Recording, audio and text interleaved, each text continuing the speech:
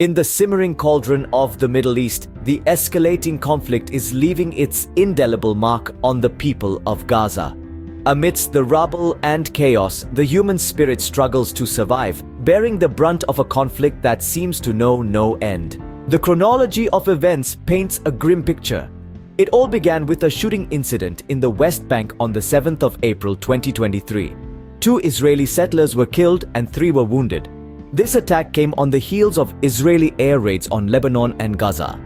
The Israeli military pinned the blame on Palestinian armed groups, claiming they were responding to rocket fire from southern Lebanon. Fast forward to the 22nd of October 2023. As the Israeli bombardments intensified, a second humanitarian convoy managed to enter Gaza, bringing with it much-needed aid. However, the supplies were far from enough to meet the needs of Gaza's 2.3 million residents. The United Nations estimated that about 100 trucks per day were needed to meet the basic needs of the enclave's population. By the end of October, the situation had deteriorated drastically.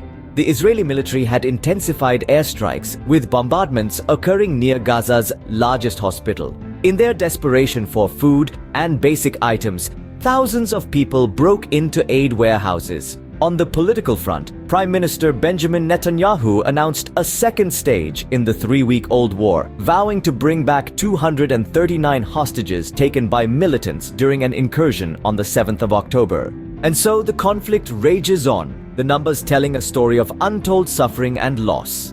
The Palestinian death toll has passed 8,000, with the majority being women and children. Over in the occupied West Bank, more than 110 Palestinians have met a violent end in the conflict, and in Israel, the death toll has risen to over 1,400, most of them civilians. To summarize, the escalating conflict in Gaza is a human tragedy of epic proportions. The relentless airstrikes, the desperate scramble for aid, and the rising death toll are all indicators of a crisis that is spiraling out of control.